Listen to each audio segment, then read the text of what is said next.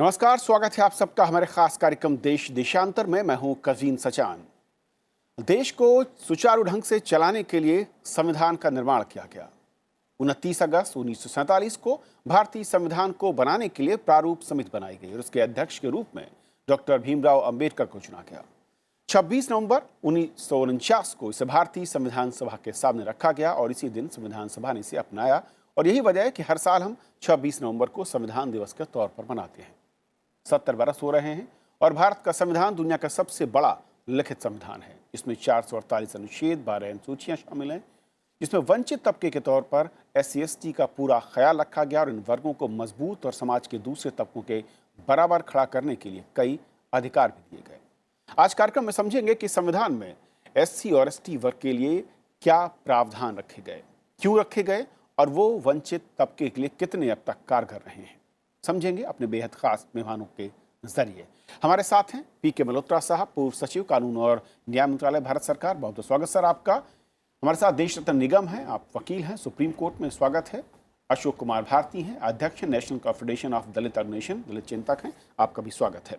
शुरुआत मल्होत्रा सर आपसे मैं करना चाहूँगा कि जब संविधान सभा का गठन हुआ था और उस वक्त जिस तरीके के हालात देश में, समाज के अलग अलग वर्गों में थे, अगर हम खास तौर पर आज बात करना चाहें अनुसूचित जाति, अनुसूचित जनजाति को लेकर, तब क्या कुछ था जिसको ध्यान में रखते हुए स्पेशल पावर या उनको स्पेशल प्रोटेक्शन, इसकी बात संविधान सभा ने रखी और उसको स्वीकार किया गया संविधान में? कविंद्र जी, हम अपने संविधान के 70 वर्ष मनाने जा रहे हैं। कल से 26 नवंबर को 70 वर्ष हो जाएंगे। इस अवसर पर मैं आपके चैनल के माध्यम से अपने सभी दर्शकों को संविधान के 70 वर्षों की शुभकामनाएं देना चाहूँगा। हमारा संविधान इसको एक लिविंग डॉक्यूमेंट या एक लिविंग ऑर्गन कहा जाता है। क्यों कहा जाता है? एक तो संविधान जो है, हमारा देश का संविधान जो है सबसे बड़ा संविधान है दुनिया के अंदर, और इसमें बहुत सारे ऐसे प्रावधान किए गए हैं जो हमारे देश की आर्थिक और इकोनॉमिक स्थिति को देखते हुए बहुत ही यूनिक हैं। हो सकता है दूसरी कंट्रीज में भी इस तरह के प्रावधान हो, लेकिन वो संविधान में नहीं होकर के जनरली जो लेजिस्लेचर कानून बनाता है उसमें डाले जाते हैं। लेकिन हमारे यहाँ इस तरह के प्रावधान संविधान के अंदर ही रखे गए। हमारे संविधान सभा के जो सदस्य थे, मैं समझता हूँ वो इस बात से पूरी तरह उनको जानकारी थी कि एक ऐसा वर्ग हमारे यहाँ जो है देश के अंदर, जिसका सदियों से अवहेलना की गई है, जब तक उनको संविधान में, जो कि हमारा बेसिक डॉक्यूमेंट में, उसमें प्रोटेक्शन नहीं दिया जाएगा, तो जिस तरह के हम उनके उत्थान की बात कर रहे हैं, उनको सोसाइटी का भाग बनाने की बात कर रहे हैं, शायद वो हम अचीव नहीं कर पाएंगे। इसलिए मैं प्रीएम्बल से शुरू करूंगा।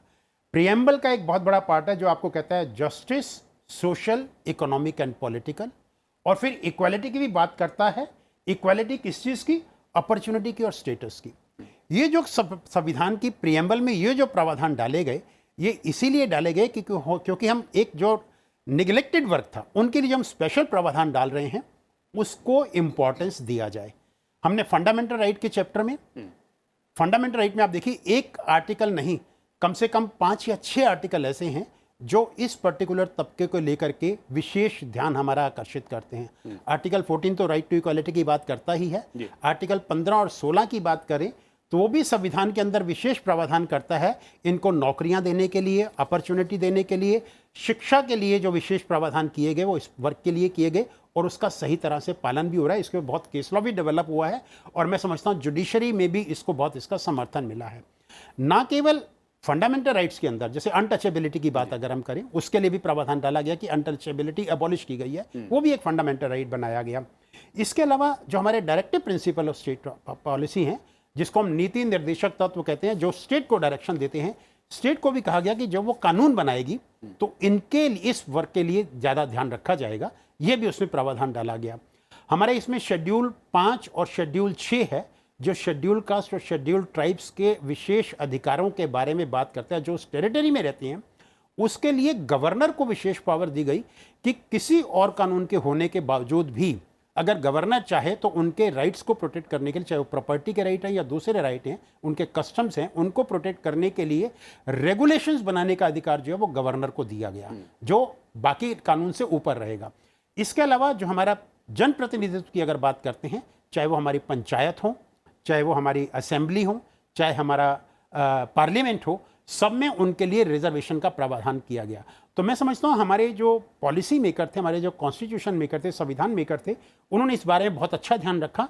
और इसके अलावा कॉन्स्टिट्यूशन में ही national commission for scheduled caste, national commission for scheduled tribe बनाया गया, जो समय समय पर सरकार को निर्देश देता रहता है, एडवाइस देता रहता है कि इन पर्टिकुलर वर्ग के लोगों के लिए क्या क्या और कार्य करने चाहिए।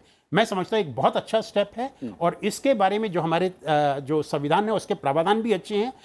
हमें शायद उसको प्रॉपरली इंप्लीमेंट करने में कुछ और भी ध्यान देने की, और अब हम 70 वर्ष जब पूरे कर रहे हैं, देना चाहिए। देशरतन निकम जी, क्योंकि जब हम आज जैसा कि कहा कि 70 वर्ष हो जाएंगे जब कल ये हम दिन देखेंगे, और जिस तरीके से प्रस्तावना से लेकर कई सारे अनुच्छेद जिसमें इस वंचित तबके के लिए, चाहे वो आर्थिक आधार पर या फिर सामाजिक आधार पर, जो उस वक्त के हालात थे उससे ऊपर उठाने और बराबरी के मौके देने, उन्हें खड़ा करने की कोशिश की गई थी। क्योंकि आज ये समझना बहुत ज़रूरी है, और दर्शकों के लिहाज से भी, कि उस वक्त के हालात क्या थे और क्यों स्पेशल पावर से उनको स्पेशल प्रोटेक्शन की बात संविधान में करनी पड़ी। देखिए, जब सबसे पहले तो आपको गवर्नमेंट ऑफ इंडिया एक्ट 1935 पे जाना पड़ेगा, जहाँ सबसे पहले उन्होंने शेड्यूल कास्ट को परिभाषित किया और उन्होंने बोला ये डिप्रेस्ड क्लास में आते हैं, और उन्होंने एक लिस्ट भी बनाई 1936 में। उसके बाद आप देखें हमारा जो कॉन्स्टिट्यूशन है उसने 1935 का जो एक्ट है उससे बहुत कुछ लिया और चले, और हमारे संविधान ने जो लिया और जो बहस हमारी कॉन्स्टिट्यूएंट असेंबली में हुई वो इस आधार पर हुई कि इकोनॉमिक क्राइटेरिया रखें, वित्तीय क्राइटेरिया रखा जाए या सामाजिक क्राइटेरिया रखा जाए। तो वित्तीय क्राइटेरिया उस वक्त रिजेक्ट कर दिया गया और सामाजिक क्राइटेरिया रखा गया कि उसके बेसिस पे हम जो भी सशक्त करेंगे या उनका पिछड़ापन दूर करेंगे उसका सामाजिक आधार होना चाहिए। और उस सामाजिक आधार को रखते हुए शेड्यूल कास्ट, शेड्यूल ट्राइब बने, उनकी बताया गया ये पिछड़े हैं और इनको मदद करनी है। जैसा मल्होत्रा साहब ने बताया, बड़े सारे जो अनुच्छेद बताए जिसके तहत उनको रिजर्वेशन मिला। इनिशियली 10 साल का था वो, क्योंकि फ़ायदा पूरा पहुंचा नहीं तो इसलिए बढ़ता गया। और ऐसे ही आप देखें तो बाद में क्या हुआ, केलकर कमेटी बनी एक, उसमें इकोनॉमिक क्राइटेरिया उन्होंने रिकमेंड किया जो रिजेक्ट कर दिया गया। उसके बाद मंडल कमीशन बना, उन्होंने भी इकोनॉमिक क्राइटेरिया बोला, मना कर दिया गया। फिर 1991 का एक ऑर्डर है गवर्नमेंट ऑफ इंडिया का जिसने बोला कि इकोनॉमिक क्राइटेरिया होना चाहिए, लेकिन वो मान्य इसलिए नहीं हुआ क्योंकि उन्होंने संशोधन किए नहीं संविधान में, क्योंकि बिना संविधान में संशोधन किए नहीं हो सकता। जो ये सरकार आई पहली बार, जो 10% इकोनॉमिकली वीकर सेक्शन के लिए लाई, तो उन्होंने संविधान के 15(4) में संशोधन किए और उसमें एक आध उसमें और भी किए, जिसके कारण से जो अब एक देखें कि जो गरीबी है वो सब जगह है, ऐसा नहीं है किसी एक कास्ट में भी है। तो 10% इकोनॉमिकली वीकर सेक्शन के लिए वो लाए, और वो शायद मेरे ख्याल से सुप्रीम कोर्ट में अभी पेंडिंग है, लेकिन उस पर स्टे नहीं किया है सुप्रीम कोर्ट ने। तो जो आधार आप देखें धीमे धीमे सामाजिक से उन्होंने क्या किया, एक चीज़ मैं बताना भूल गया, शैक्षणिक पिछड़ापन और सामाजिक पिछड़ापन दोनों एक साथ आए, सोशली एंड एजुकेशनली बैकवर्ड। उसके बाद एक वित्तीय आधार भी लगाया गया। तो अब तीनों चीज़ें हो गई हैं, सामाजिक, शैक्षणिक और वित्तीय, ये तीनों चीज़ें इसमें आ गई हैं। और एक जो आज की डेट में जो आपके सामने है, मेरे ख्याल से ऐसा कोई तबका नहीं है जिसको जो गरीब हो या सामाजिक और शैक्षणिक रूप से पिछड़ापन हो जिसको ये इसके लाभ ना मिल रहा हो। लेकिन मैं भी जो दायरा है आज की हम चर्चा करते हैं SC/ST को लेकर, और ऐसे में भारती साहब सवाल ये उठता है कि 70 बरस पहले जो मैं कहूँ कि दूरदर्शिता थी, उस वक्त जब जो संविधान का निर्माण होने के लिए जो समिति गठित की गई और उस वक्त के हालात जिसमें दो बड़े मसले थे, सबसे बड़ा मसला शायद सामाजिक रहा होगा क्योंकि जिस तरीके के हालात थे, और उसके बाद आर्थिक या फिर मैं कहूँ कि शैक्षणिक, वो चीज़ें बाद में जोड़ी गई। सामाजिक तौर पर 70 साल के इस सफ़र में जो SC/ST अनुसूचित जाति जनजाति का तबका है, संवैधानिक तौर पर मिले अधिकारों का कितना इस्तेमाल करते हुए कहां से कहां तक पहुंचता हुआ नजर आया? देखिए सचान साहब, आपका बहुत बहुत शुक्रिया। और चूँकि हम लोग कल भारत के संविधान की 70वीं जो सालगिरह है उसको मनाना शुरू करेंगे, तो मैं 26 नवंबर 1949 को जो बाबा साहब डॉक्टर अम्बेडकर ने संविधान देश को देते वक्त जो कहा था, उस बात को मैं उद्धृत करना चाहता हूँ।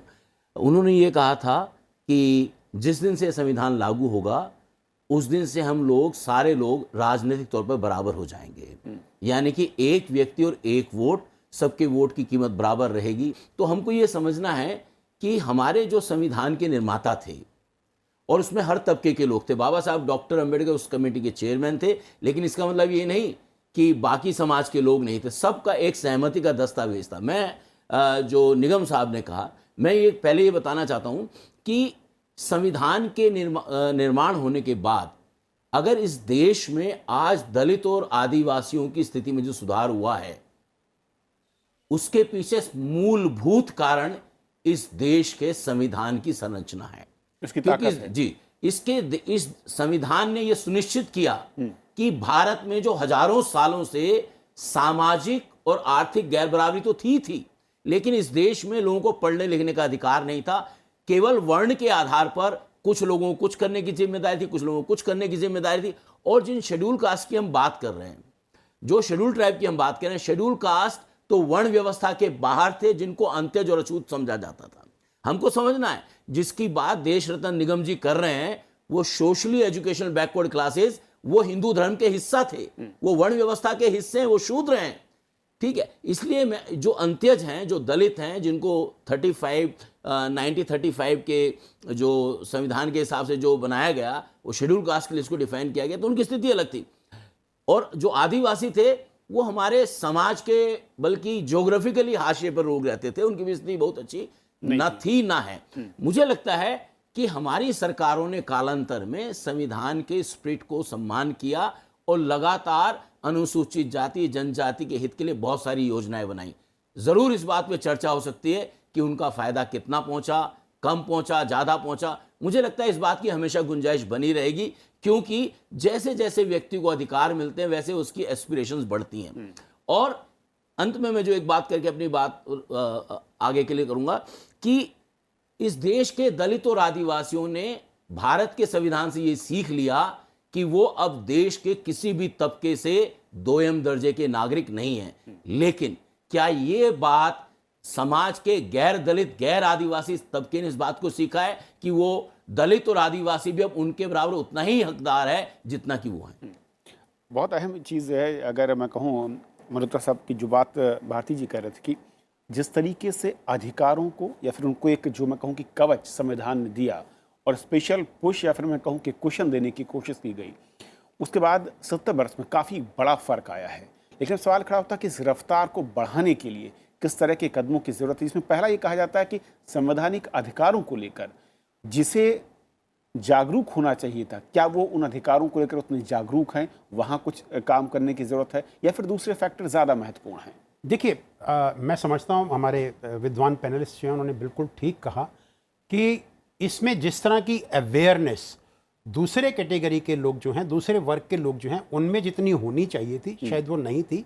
लेकिन क्योंकि हमें संविधान के अंदर ये अधिकार दिए गए और उन अधिकारों का अगर कोई उल्लंघन करता है उनको एनफोर्स करने के लिए कोर्ट में जाने का अधिकार भी दिया गया। और अगर कोई फंडामेंटल राइट का वायलेशन करता है, जैसे मैंने अभी बात की 14 की, 15 की, 16 की, सेक्शन 17 की या 23 की बात कर रहा हूं, अगर उसका कोई उल्लंघन करता है तो आपके पास अधिकार है कि आप उस अधिकार के हनन के लिए डायरेक्ट सुप्रीम कोर्ट में आर्टिकल 32 में जा सकते हैं। तो एक तरह का एक एनवायरमेंट जो क्रिएट किया गया पॉजिटिव, मैं समझता हूं उसका इंपैक्ट हुआ। प्लस इन कॉन्स्टिट्यूशनल प्रावधान को सप्लीमेंट किया गया जो पार्लियामेंट ने कानून बनाए उसके द्वारा भी, जैसे prevention of atrocity towards SC and ST का एक्ट बनाया गया। अगर किसी के अगेंस्ट कोई इस तरह का दुर्व्यवहार करता है किसी एससी और एसटी के साथ में, और वो कंप्लेंट फाइल करेगा, और उसमें इवन जो हमारे प्रिंसिपल एविडेंस के हैं वो भी चेंज किए गए कि ये उस अगर मान लीजिए कोई व्यक्ति एलिगेशन लगाता है कि मेरे साथ दुर्व्यवहार किया गया है या जो एक ऑफेंस क्रिएट किया गया उस एक्ट के अंदर, तो उसके ऊपर जो व्यक्ति के ऊपर चार्ज लगाया गया है वो बर्डन उसको डिस्चार्ज करना है कि मैंने मेरे इस तरह का बर्ताव नहीं किया है। तो मैं समझता हूँ कानून बहुत स्ट्रांग बनाए गए हैं, लेकिन कहीं ना कहीं हमारे पार्ट पे शायद कहीं इम्प्लीमेंटेशन के लेकर के जितना हमें कार्य करना चाहिए था उतना कार्य नहीं हुआ है। अब 70 वर्ष इस कॉन्स्टिट्यूशन को हो गए हैं, 70 वर्ष हमारे कानून को हो गए हैं। समय आ गया है कि उस इम्प्लीमेंटेशन के लिए लोगों में और जागरूकता को बढ़ाया जाए ताकि ये भेदभाव को जो अभी भी चल रहा है। और एक जो और चीज़ हुई है जिसे मैं और यहाँ हाईलाइट करना चाहूँगा, ज़्यादातर इन जो ये प्रावधान किए गए, इनका बेनिफिट जो है वो एससी और एसटी कम्युनिटी में भी एक पर्टिकुलर तबका या वर्ग है, उनको तो मिल गया, लेकिन अभी भी बहुत सारा तबका ऐसा है जिनको इसके बारे में ना तो जानकारी है और ना वो इनके बेनिफिट ले पा रहे हैं। समय आ गया है कि उनको भी साथ में जोड़ा जाए और उनको भी इनका बेनिफिट दिया जाए, ताकि जो एक डिवीजन हो रहा है सोसाइटी के अंदर, वो डिवीजन खत्म हो सके। निगम साहब, क्योंकि जो बात मल्होत्रा साहब ने कही, मैं पढ़ रहा था कि जब बाबा साहब ने कहा भी था कि अधिकार मिल सकते हैं, संविधान में इसका प्रावधान हो सकता है, लेकिन उसी वर्ग और समाज के बड़े लोगों को इसकी जिम्मेदारी निभानी होगी कि वो सभी तक पहुंच पाएं। क्या ये जो मल्होत्रा साहब कह रहे थे, वहाँ पर कहीं एक डिफ़ॉल्ट लाइन है जहाँ पर कट हो जाता है, जिसके चलते हमें 70 बरस का इंतजार करना पड़ता है इस वर्ग के एक आखिरी व्यक्ति को उन तमाम अधिकारों के लिए?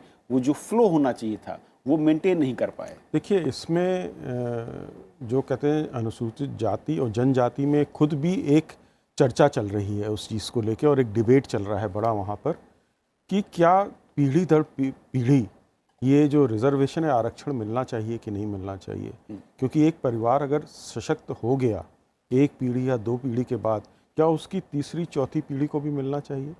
क्योंकि जिसके कारण क्या होता है, अगर वो सशक्त हो गए, वो अच्छा पढ़ाई लिखाई कर रहे हैं, तो उनको एक नेचुरल एडवांटेज मिल जाता है, किसी भी कंपटीशन या में हिस्सा लेते हैं तो आगे निकल जाते हैं।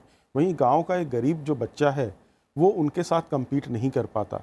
तो ग्रुप में एक ग्रुप बनाया गया है, उसमें भी कंपटीशन को लेके एक नेचुरल एडवांटेज एक सेक्शन को मिला है, जो कि मल्होत्रा साहब पॉइंट आउट कर रहे थे। जैसे उसमें भी एक क्रीमी लेयर का कंसेप्ट है ओबीसी में, क्या वो इस पे आना चाहिए कि नहीं आना चाहिए, ये भी उनमें एक चर्चा चल रही है। और ये जो बड़ी चर्चाएं हैं जिनके कारण से जो आखिरी व्यक्ति जो पंक्ति में खड़ा है दलित समाज का या जनजाति समाज का, उस तक ये पहुंच नहीं पा रहा है। तो मैं समझता हूँ ये जो चर्चा है इनको इसी समाज से उठनी चाहिए। देखिए, अगर कोई बाहर वाला करेगा, हो सकता है उसके प्रति उंगली उठा दी जाए या बोला जाए कि आप में दुर्भावना है। तो ये जो चर्चा का विषय है, ये बिंदु बहुत गंभीर है, क्योंकि कुछ लोगों तक सीमित रह जाना आरक्षण या जो फ़ायदे हैं शैक्षिक संस्थाओं में या सरकारी नौकरियों में, या आप बिजनेस करने जाते हैं जो उसके कुछ फ़ायदे आपको मिल रहे हैं, क्या उस तक भी ना पहुँचें जो एक बहुत गरीब है, या उन्हीं परिवारों के पास पहुँचते रहें जो पीढ़ी दर पीढ़ी इसका फ़ायदा उठा रहे हैं। तो ये मैं समझता हूँ बहुत बड़ी चर्चा का विषय है। भारती साहब, दो चीज़ें भी जो बात निगम साहब कर रहे हैं, उसके साथ साथ मेरा एक अहम सवाल ये था कि क्योंकि समाज को, क्योंकि आप रिप्रेजेंट करते हैं, आप लगातार अलग अलग बैठकें करते हैं, फेडरेशन है आपके, किस तरह की बदलते वक्त के साथ ज़रूरतें समाज की बदली हैं, और क्या वो संविधान में दिए उन प्रावधानों के साथ कहीं उनका हल निकल रहा है, या उसमें कुछ एड ऑन, कुछ नई चीज़ें जोड़ने, कुछ पुरानी चीज़ों को बदलने का वक्त भी है? देखिए, मैं दो बातें कहना चाहता हूँ। आपने जो देश रत्न निगम जी ने कहा, एक बड़ा मिस्चीवियस सा आर्गूमेंट है, वो बड़ा मिस्चीवियस और लोगों को जो है दिग्भ्रमित करने वाला आर्गूमेंट है, क्योंकि जो रिप्रेजेंटेशन और रिजर्वेशन का जो सवाल है वो एक क्लास से संबंधित है, वो फैमिली से संबंधित नहीं है, हाउस होल्ड का इशू नहीं है।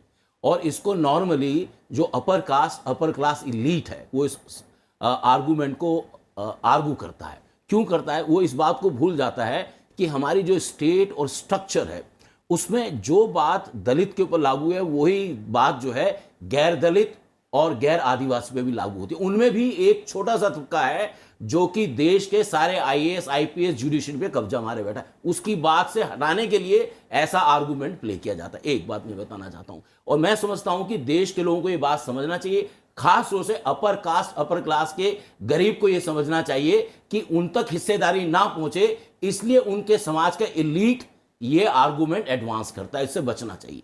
दूसरी बात जो आपने कहा, यह बात सही है कि बहुत सारी चीजें हमारे समाज के तबकों तक, दलितों तक, आदिवासियों तक नहीं पहुंची है। उसके पीछे रीजन ये है, हमारे देश में इकोनॉमिक अपॉर्चुनिटीज अभी एक्सपेंड होनी शुरू है। हमारे देश में बहुत छोटी इकोनॉमी थी, प्रधानमंत्री जी 5 ट्रिलियन इकोनॉमी की बात कर रहे हैं। अगर ये अपॉर्चुनिटीज एक्सपेंड करेंगी तब उन तक पहुंचेगी, अगर अपॉर्चुनिटी है नहीं तो आप कैसे देंगे? मुझे लगता है कि जो देश रत्न निगम जी कह रहे हैं, अगर मान लीजिए, जैसे मैं आपको एग्जाम्पल देना चाहूं, आज इंजीनियरिंग में दाखिले के लिए कोई मारामारी नहीं है, आप 40% में इंजीनियरिंग का दाखिला ले सकते हैं। मैं सही कह रहा हूं मल्होत्रा जी? 40% में दाखिला मिल सकता है, 45% आपकी जेब में पैसा होना चाहिए। हमारे यहाँ क्या है कि अपॉर्चुनिटी है नहीं, और पॉपुलेशन हमारी, जो आबादी हमारी बहुत ज़्यादा है।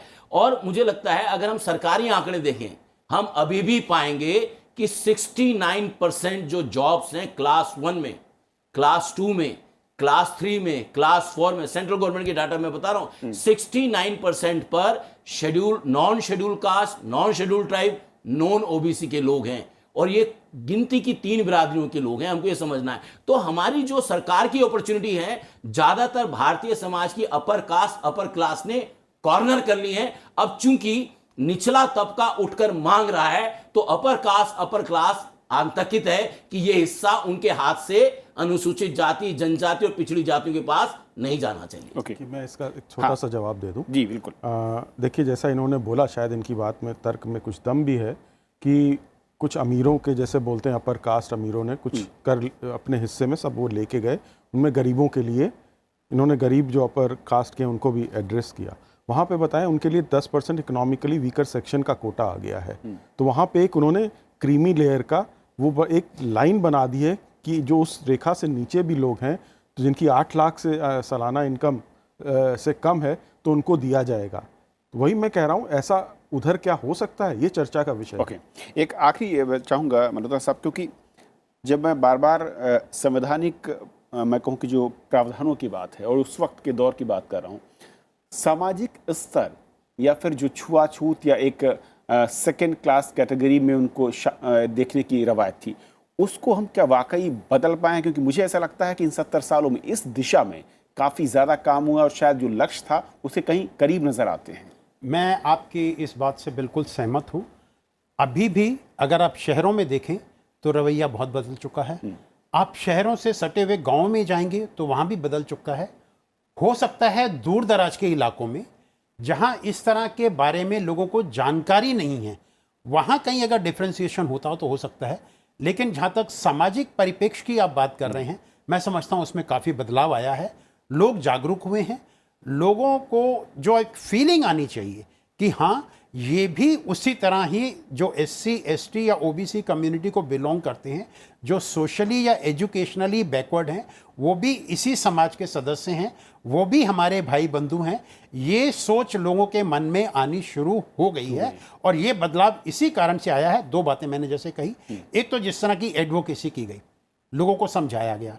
दूसरे, संविधान के प्रावधान के बाद जो कानून बनाए गए और उन कानून की जो एनफोर्सेबिलिटी की गई। हालांकि मैं इस बात से सहमत नहीं हूं कि एनफोर्सेबिलिटी बहुत अच्छी हो रही है, शायद उसमें अभी और अच्छी तरह से उसको एनफोर्स करने की आवश्यकता है और उस दिशा में मैं समझता हूं ऑलरेडी कार्य चल रहा है। जैसे कि हमारे संविधान के अंदर ही अभी अमेंडमेंट करके, जैसे मान लीजिए आपने बात की कि सीनियर पदों के ऊपर लोग नहीं हैं, तो रिजर्वेशन इन प्रमोशन के लिए एक, हालांकि सुप्रीम कोर्ट ने कहा कि आप नहीं कर सकते, उसके बावजूद भी पार्लियामेंट ने कानून पास करके उसका प्रावधान रखा, ताकि इस ग्राउंड के ऊपर कि संविधान में प्रावधान नहीं है और कोर्ट इसको स्ट्रक डाउन ना कर दे, उसको लेकर के प्रावधान किया गया ताकि उनका जो इंटरेस्ट है उसको किसी ना किसी तरह से प्रोटेक्ट किया जा सके।